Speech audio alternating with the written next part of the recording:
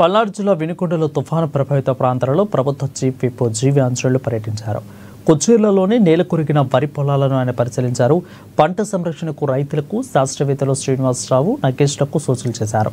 పంటలు నష్టపోయిన రైతన్నలకు ప్రభుత్వం పూర్తి అండగా ఉంటుందని జీవి ఆంజనేయులు అన్నారు.